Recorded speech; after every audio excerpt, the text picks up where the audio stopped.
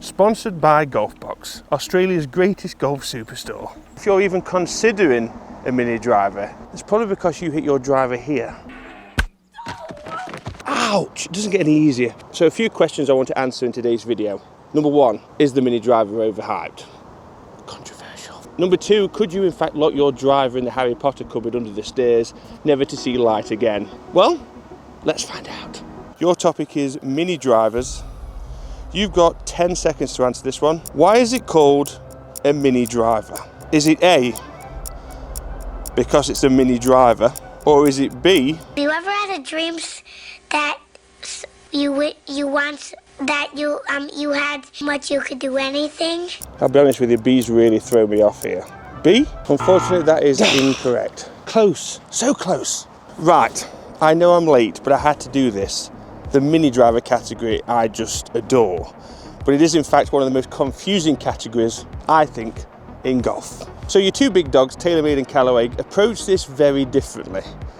Callaway have done like an extension of their AI Smoke range, so this head cover's the same, the head looks very similar to that of the woods, the fairway woods, and it blends in very well. You look at the other side with like Taylormade, it's definitely special releases. They've gone more of a throwback approach, which I also do very much like. So I'm hitting today the 13.5. There's also an 11.5 available, which again, you go for that if you want to completely replace the driver. I feel like 13.5 is still pushing fairway wood territory, could still work together with both, and that's what we've got today.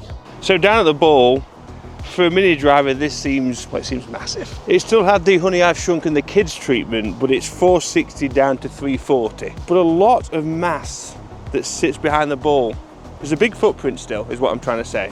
Which from the tee, I think sits so nicely. I feel quite confident with it. Probably more than I would a driver actually, and definitely more than I would a 3-wood. So tick the boxes there, but if you want that, well, you wanted to have a few different jobs like hitting it off the deck. I mean, the bottom groove's like, come on! I'm waiting. I feel like it's going to be too big for a lot of golfers. Like, I love a driver off the deck, but it's very 50-50. This is 75-20 whether I'm going to get this to work or not, which is, you know, not really what you want from the deck. Right, let's give it a hit.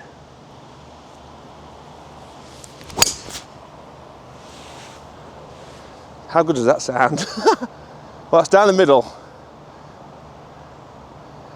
And partly why I'd want a club like this. It was quite a high spinny flight, but we'll talk about later how we can move these weights to, well, achieve a more penetrating flight. I don't think I gave that tee shot enough credit, to be honest with you. And I'm not talking about giving me credit, because I nearly missed that. That was all club, out the bottom, spun a lot, into wind. It's in the fairway and it's gone quite a long way still. Every time this happens, every time. Damn you, mini driver. Now in terms of stock, I've got good and bad news. I'm a good few weeks late. Not ideal, but unfortunately live. And at that point it was already a limited release. A few weeks on, it's Callaway, it's a cool release. I'm not sure there are going to be many more. If there are, check out Golfbox. I know they did have stock at the point of filming this. I'll put the link down below. But it's great in terms of value and depreciation if you did manage to get your hands on one. There's someone out there, if you want to sell it and it's not been your cup of tea, you're probably going to get good money for it. Just to remind you, that first tee shot, we had the 4 gram at the front and the 12 at the back, so that's going to obviously launch higher with more spin, more fairway finding build. If we can switch those over, 12 gram at the front, it starts to knock a bit of dynamic loft down, lower spin, lower launch, and it's just going to, well, be driver-like. But I also mentioned on the previous tee, I don't know how I'd feel about this off of the deck, which I like to think one of my fortes is DODing. This though, yes, it's quite intimidating unless the ground is in fact bare. The top of the ball feels like it's just above half of the driver. I'd have a lot more comfort hitting a shallower fairway wood personally. So honestly, this is not going to be the answer if you already struggle to hit fairway woods off the deck.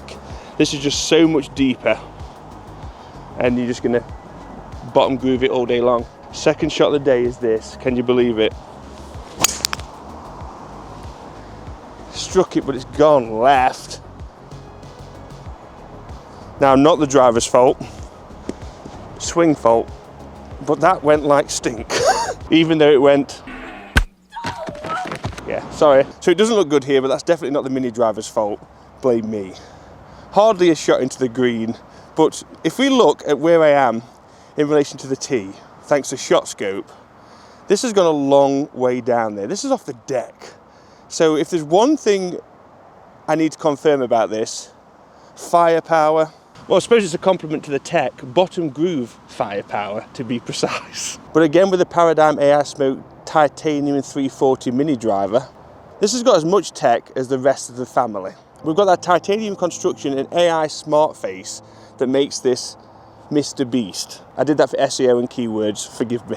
This face design is quite amazing. Sound, it sounds very traditional, as you probably already heard in the video if you've not already tested it yourself. But tech-wise, it couldn't be any further away from traditional, let's be honest. This has been, obviously, AI generated again. So many iterations from real player data. But not only has it taken into account strike location, it's also taken into account face orientation, swing speeds, and even delivery impact, which for me is, that's how it's delivered.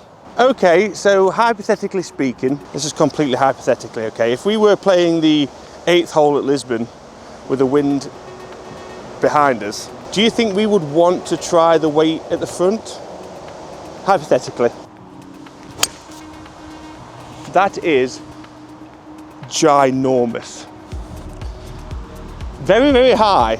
I mean, I already add a lot of loft to impact and we've got a 13.5 degree. If that's low spin, it's 400 yards. 500. That went 312 yards.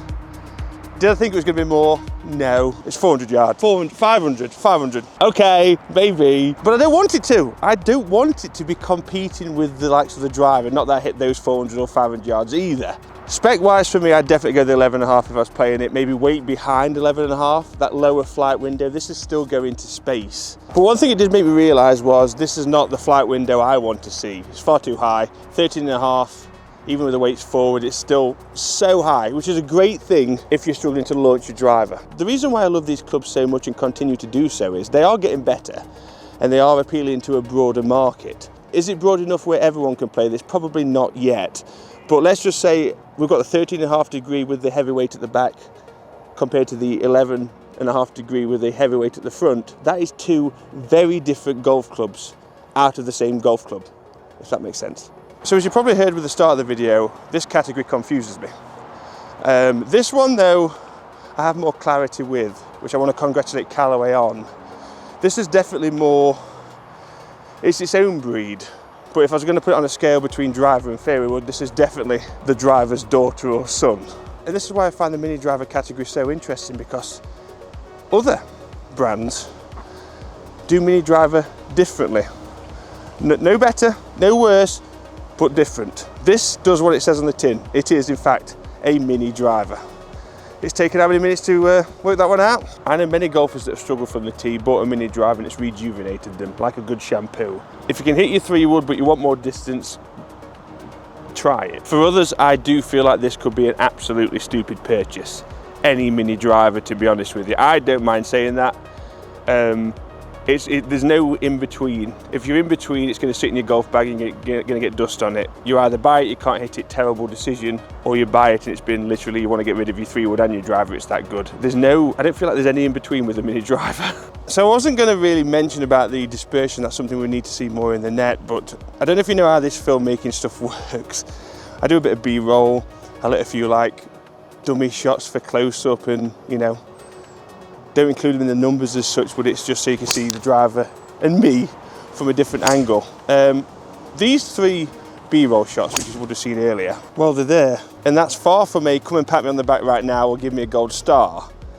I'll need reassurance. No, that is I've hit the face in 3 different places, but they've all come back.